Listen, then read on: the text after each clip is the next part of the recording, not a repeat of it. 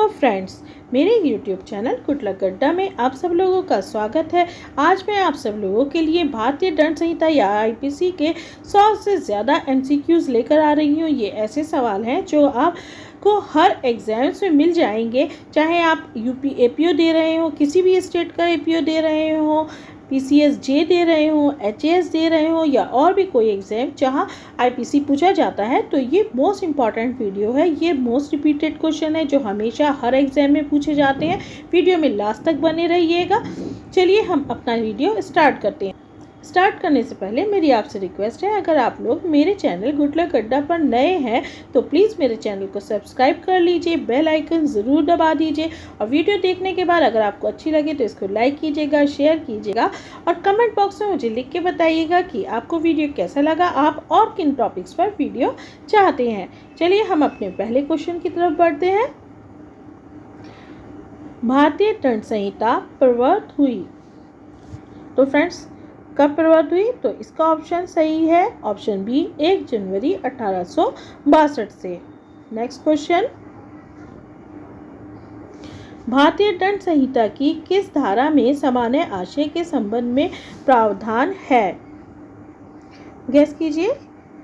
तो ये है ऑप्शन बी धारा 34 में। अपराध एक ऐसा कृत्य है जो विधि द्वारा निषिद्ध तथा समाज के नैतिक मनोभावों के प्रतिकूल दोनों ही होता है। ये विचार अभिव्यक्त किया है, किसने अभिव्यक्त किया है ये विचार? तो ये विचार अभिव्यक्त किया है स्टीफेन ने। नेक्स्ट क्वेश्चन, भारतीय दंड संहिता के निम्न अध्यायों में से कौन सा एक अध्याय सामान्य अपवादों को उपबंधित करता है?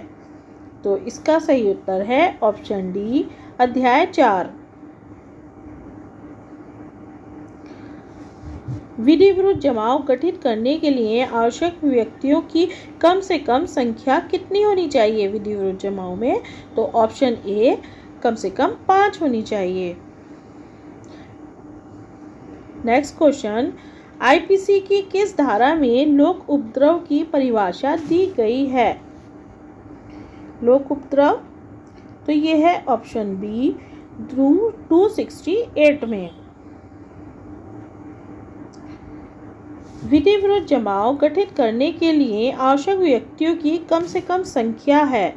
विधि विरुद्ध जमाव के लिए कम से कम कितने व्यक्ति होने चाहिए? तो इसका उत्तर है ऑप्शन ए 5। मैकनाटन का वाद निम्नलिखित में से किस बचाव के आधार से संबंधित है? सम्मति, मत्ता, आवश्यकता या चित्त विकृति? तो ऑप्शन डी इसका सही उत्तर है, चित्त विकृति से मैकनाटन के वाद संबंधित है। आर बनाम प्रिंस के प्रकरण में प्रिंस को दंडित करने का आधार था, क्या था आधार फ्रेंड्स? तो इसका आधार था, क्या आधार था फ्रेंड्स? प्रिंस का अवैध कार्य करना, प्रिंस का कार्य अवैध और निषिद्ध था, प्रिंस का निषिद्ध कार्य करना, प्रिंस का जानबूझकर सिविल अपकृत्य करना। तो इसका सही उत्तर है ऑप्शन बी, प्रिंस का कार्य अवैध और निषिद्ध था।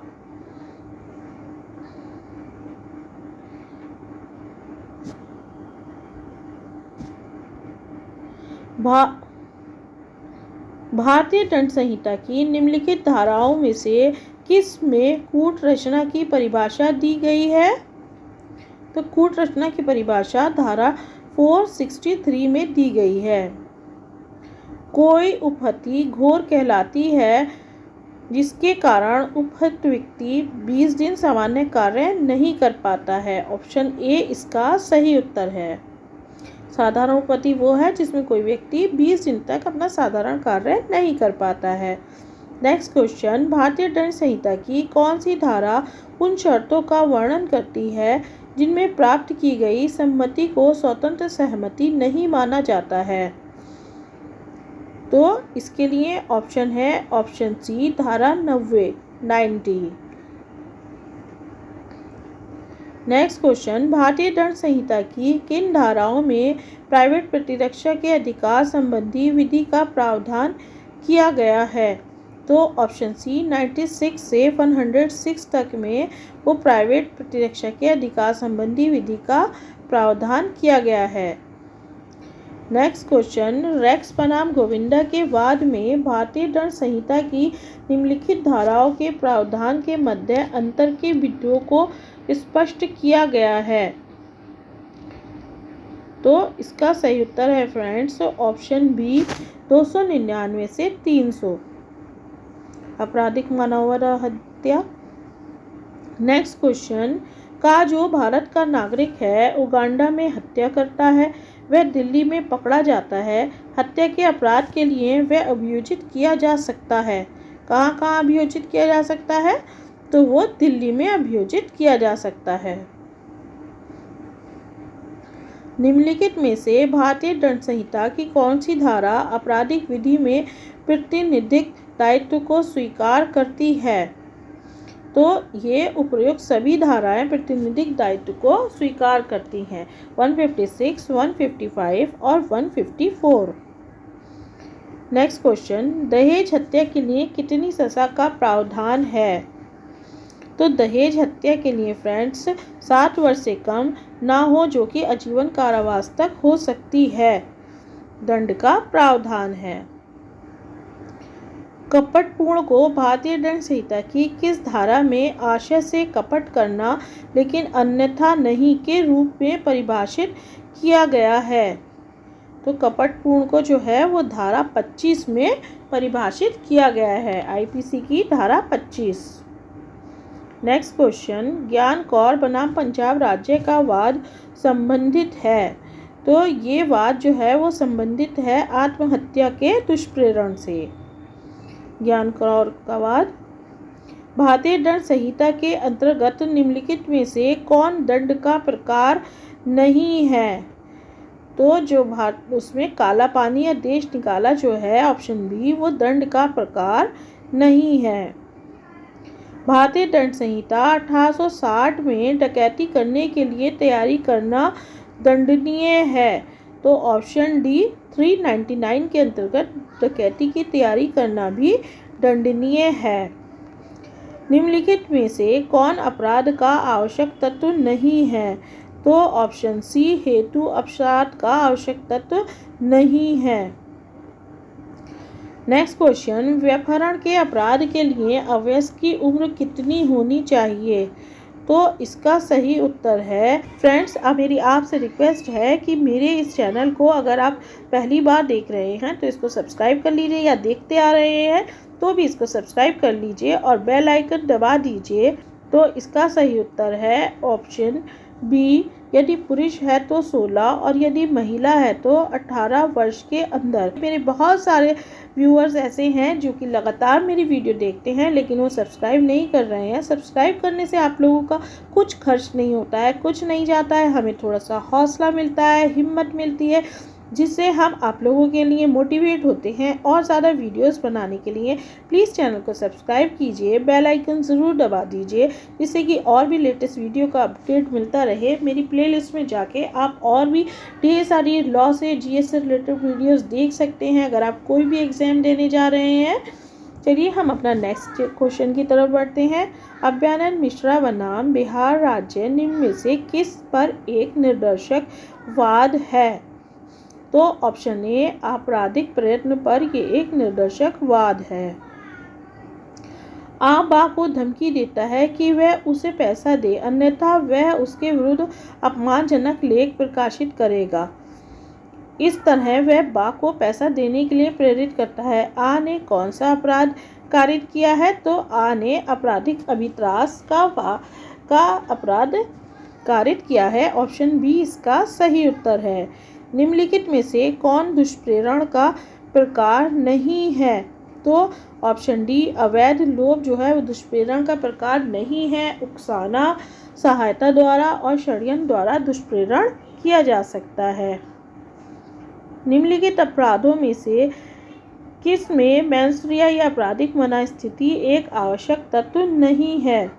चोरी में, हत्या में, द्विविवाह में और लूट में। तो ऑप्शन सी द्विविवाह इसका सही उत्तर है। चोरी एक अपराध है अचल संपत्ति के विरुद्ध, चल संपत्ति के विरुद्ध, चल तथा अचल दोनों के विरुद्ध या इनमें से किसी के भी विरुद्ध नहीं, तो चल संपत्ति के विरुद्ध है अपराध चोरी। चोरी अचल संपत्ति की नहीं की जा सकती है, तो ये चल संपत्ति के विरुद्ध अपराध है। उन्मत्तता या पागलपन है, तो ये है ऑप्शन डी, किसी कृत्य की प्रकृति को समझने में अक्षमता को हम उन्मत्तता या पागलपन कहते हैं। ऑप्शन डी इसका सही उत्तर है। आ जो एक अच्छा तैराक है, बा को नदी में डूबते हुए देखता है, आ बा को नहीं बचाता है तथा बा डूबकर मर जाता है। आ किस अपराध का दोषी है? तो फ्रेंड्स, आ जो है वो किसी अपराध के लिए दोषी नहीं है। निम्न में कौन सा वाद आवश्यकता के आधार पर प्रतिरक्षा से संबंधित है? तो आर बनाम डडले एंड स्टीवन जो है वो आवश्यकता के आधार पर बचाव से संबंधित है। भारत में बंदी प्रत्यक्षीकरण रिट किस प्रकार के अधिकार की कोटि में आती है? तो बंदी प्रत्यक्षीकरण रिट जो है वो मौलिक अधिकार की कोटि में आती है। ऑप्शन बी इसका सही उत्तर है। आपराधिक विधि के प्रति कृत्यात्मक दृष्टिकोण को उजागर किया है, तो इसको उजागर किया है ऑप्शन सी, इंग्लैंड की बुलफेंडन समिति ने। नेक्स्ट क्वेश्चन, का पर एक भीड़ द्वारा आक्रमण किया जाता है जो उसकी हत्या करने का प्रयत्न करती है। यदि वह उस भीड़ पर गोली चला दे तो कई लोग मारे जा सकते हैं। स्वयं को बचाना बिना गोली चलाए असंभव है, वो गोली चला देता है, जिसमें 15 बच्चों की जान चली जाती है। इस केस में जो ऑप्शन बी है, का ने कोई अपराध नहीं किया, सही है। नेक्स्ट क्वेश्चन, भारतीय दंड संहिता की धारा 499 में परिभाषित मानहानि के अपराध के कुल कितने अपवाद हैं? तो ऑप्शन सी, कुल 10 अपवाद हैं। मानहानि के कुल 10 अपवाद हैं। भारतीय दंड संहिता में व्यपहरण के कितने प्रकार हैं? तो ऑप्शन ए, 2 प्रकार हैं व्यपहरण के। नेक्स्ट क्वेश्चन, सही बात बताइए। बेईमानी पूर्ण आशय से अभिप्राय है? तो ऑप्शन डी, किसी के सदोष लाभ या सदोष हानि का आशय जो है वो बेईमानी पूर्ण आशय का अभिप्राय है। निम्नलिखित में से किस वाद में आपराधिक मानववध और हत्या में अंतर किया गया है? तो ऑप्शन सी, रेक्स बनाम गोविंदा में आपराधिक मानववध और हत्या में अंतर किया गया है। संयुक्त दायित्व के सिद्धांत से संबंधित निम्न अपवाद है? तो ऑप्शन ए, महबूब शाह बनाम एम्परर संयुक्त दायित्व के संबंधित वाद है। आपराधिक दायित्व के 2 महत्वपूर्ण तत्व हैं। तो आपराधिक दायित्व के 2 महत्वपूर्ण तत्व जो हैं वो आशय एवं कार्य है। ऑप्शन बी इसका सही उत्तर है। भारतीय दंड संहिता 1860 में विधि विरुद्ध जमाव को परिभाषित किया गया है। तो ऑप्शन सी, 141 में विधि विरुद्ध जमाव को परिभाषित किया गया है। जब अन्यथा उपबंधित ना हो, भारतीय दंड संहिता में जहां सहमति अपेक्षित है वह वैध सहमति नहीं होगी यदि वह निम्नलिखित में से कम आयु के व्यक्ति द्वारा की गई है। तो ऑप्शन बी, 7 वर्ष से कम व्यक्ति द्वारा दी गई सहमति नहीं मानी जाएगी। ऑप्शन बी इसका सही उत्तर है। निम्नलिखित में से किस अपराध में दुराशय का एक आवश्यक तत्व नहीं है? तो जार कर्म में दुराशय का आवश्यक तत्व नहीं है। ऑप्शन ए इसका सही उत्तर है। नेक्स्ट क्वेश्चन, मिथ्या साक्ष्य देना का अपराध परिभाषित है भारतीय दंड संहिता की धारा 191 में। नेक्स्ट क्वेश्चन,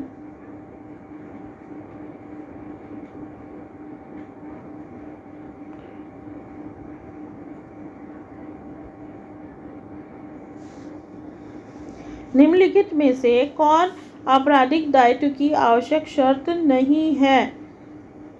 आपराधिक दायित्व की कौन आवश्यक शर्त नहीं है?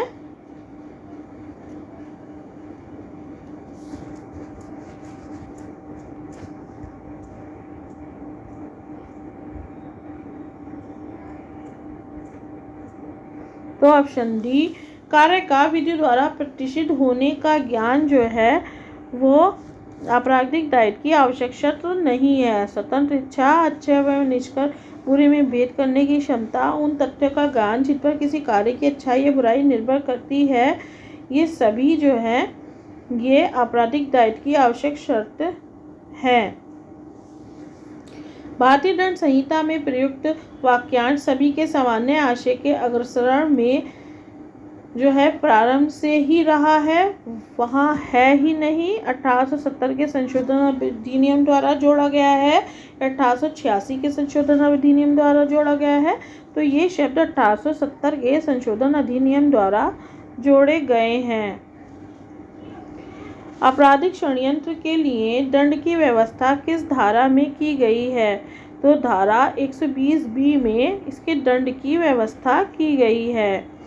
अपराध ऐसे दोष हैं जिनकी अनुशासनी दंड है और जो किसी सामान्य व्यक्ति द्वारा क्षम्य नहीं है। यदि वे क्षम्य है तो केवल सम्राट द्वारा। ये कथन किसका है? तो ये कथन ऑप्शन डी कैनी का है। भारतीय दंड विधान की धारा 34 निर्धारित करती है, तो क्या निर्धारित करती है? संयुक्त उत्तरदायित्व। सामान्य आशय घटना स्थल पर उत्पन्न हो सकता है जिससे मामले के तथ्य तथा परिस्थितियों और अभियुक्त के आचरण से निश्चित किया जाता है। इनका निर्धारण निम्नलिखित में से किस केस में किया गया है? तो इनका निर्धारण ऋषिदेव पांडे बनाम उत्तर प्रदेश राज्य AIR 1965 में प्रत्येक अपराध में दुराशय अंतर्निहित माना जाना चाहिए जब तक कि उसके प्रतिकूल ना सिद्ध कर दिया जाए। यह किस वाद में अभिनिर्धारित किया गया था? तो ये शिराज बनाम डी रूट जैन में निर्धारित किया गया था। न्यायालय के निर्णय या आदेश के अनुसरण में किया गया कार्य भारतीय दंड संहिता की निम्नलिखित धाराओं में अपराध नहीं है। तो ऑप्शन सी धारा 78 में ये अपराध नहीं है। नेक्स्ट क्वेश्चन, आशय कार्य का लक्ष्य है, हेतु जिसका स्रोत है। ये कथन किसका है? ये ऑस्टिन का कथन है। ऑप्शन ए इसका सही उत्तर है।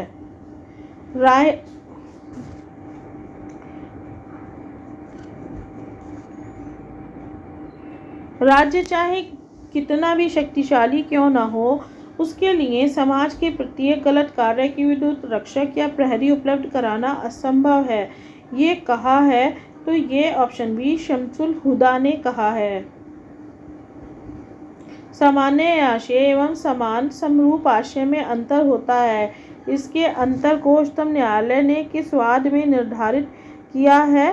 तो ये पांडुरंग बनाम हैदराबाद राज्य AIR 1995 सुप्रीम कोर्ट में निर्धारित किया गया है। यह कि केवल कार्य किसी को अपराधी नहीं बनाता यदि उसका मन भी अपराधी ना हो। निम्नलिखित में से किस वाद में इस सिद्धांत की विवेचना की गई थी? तो ऑप्शन ए आर बनाम टॉलसन के वाद में इस बात की विवेचना की गई थी। धारा 34 के अधीन सामान्य आशय का निम्न अर्थ है। तो धारा 34 के अधीन सामान्य आशय का अर्थ आशय जो आपराधिक कृत्य करने वाले लोगों को ज्ञात है से अर्थ है।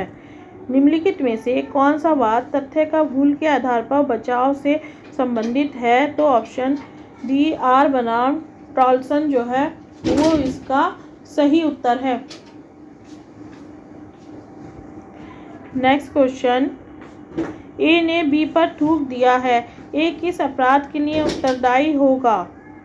तो ऑप्शन सी आपराधिक बल प्रयोग के लिए दायी होगा। ऑप्शन सी इसका सही उत्तर है। भारतीय दंड संहिता की किस धारा में राजद्रोह को दंडनीय अपराध घोषित किया गया है? तो ऑप्शन बी धारा 124 का में इसे दंडनीय अपराध घोषित किया गया है।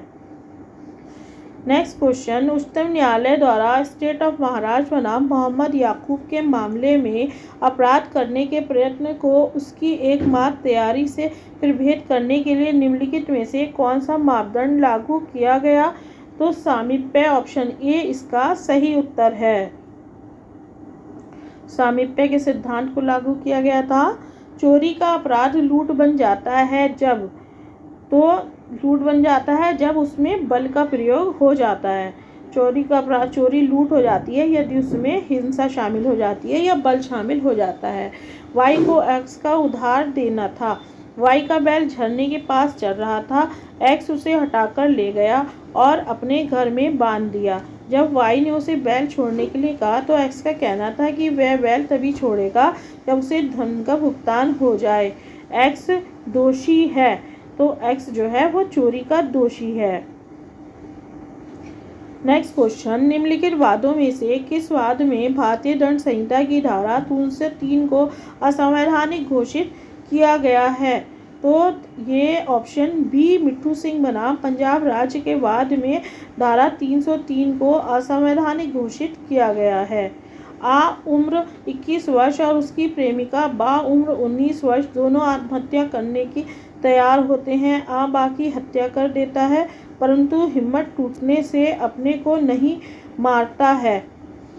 तब आ ने अपराध किया। तो आ ने कौन सा अपराध किया फ्रेंड्स? तो आ ने आपराधिक मानववध, जो कि हत्या की कोटि में नहीं आता, किया है। नेक्स्ट क्वेश्चन, क्या विधि विरुद्ध जमाव का सदस्य होना मात्र भी दंडनीय अपराध है? तो ऑप्शन डी हाँ, धारा 143 के अंतर्गत। आ बा को मिथ्या साक्ष्य देने के लिए उत्प्रेरित करता है। यहाँ यदि बा मिथ्या साक्ष्य नहीं देता तो आ जो है वो ऑप्शन बी मिथ्या साक्ष्य के दुष्प्रेरण के रूप में दायी होगा। अपराध चाहे ना किया जाए लेकिन दुष्प्रेरक जो है वो उसके लिए दायी होगा। जार कर्म अपराध नहीं होता है यदि उसके लिए ऑप्शन सी महिला की पति की सम्मति है। मैकटन नियम के अनुसार विधिक पागलपन चिकित्सीय पागलपन से सर्वदा भिन्न है। इसका संबंध है ऑप्शन ए बौद्ध शक्ति का पूर्ण लोप। फ्रेंड्स, वीडियो में हम लगातार आगे बढ़ रहे हैं। आपकी हौसले हिम्मत को मेरी सलाम है। लगातार वीडियो में बने रहिएगा, हौसला बनाए रखिएगा। ये मोस्ट इम्पॉर्टेंट क्वेश्चन है और मेरे चैनल पे नए हैं तो इसको सब्सक्राइब ज़रूर कीजिएगा, लाइक कमेंट कीजिएगा, बेल आइकन ज़रूर दबाइएगा। भारतीय दंड संहिता की धारा 511 के अंतर्गत उन्हीं अपराधों का प्रयास दंडनीय है जिनके संबंध में ऑप्शन सी भारतीय दंड संहिता में कोई स्पष्ट उपबंध नहीं किया गया है। आत्महत्या करने के प्रयत्न को भारतीय दंड संहिता की किस धारा में दंडनीय बनाया गया है? तो इसे धारा 309 में दंडनीय बनाया गया है। आत्महत्या करने के प्रयत्न को भारतीय दंड संहिता की किस धारा में दंडनीय बनाया गया है? तो धारा 309 में दंडनीय बनाया गया है। निम्नलिखित में से कौन सा वाद नशे से संबंधित नहीं है? तो ऑप्शन सी आर बनाम मैकनाटन जो है वो नशे से संबंधित नहीं है बल्कि ये पागलपन से संबंधित है। अपहरण के अपराध के लिए अपहृत व्यक्ति जो है वो किसी भी उम्र का हो सकता है। हत्या करने के प्रयत्न के लिए कितना दंड दिया जा सकता है? तो ऑप्शन बी 10 वर्ष का कारावास व जुर्माना। भारतीय दंड संहिता की कौन सी धारा अनैच्छिक मत्ता के आधार पर प्रतिरक्षा से संबंधित है? तो ऑप्शन ए धारा 85 अनैच्छिक मत्ता से संबंधित है। निम्नलिखित वादों में से किस वाद में भारत के उच्चतम न्यायालय ने भारतीय दंड संहिता की धारा 299 आपराधिक मानववध और हत्या में विभेद की व्याख्या की है?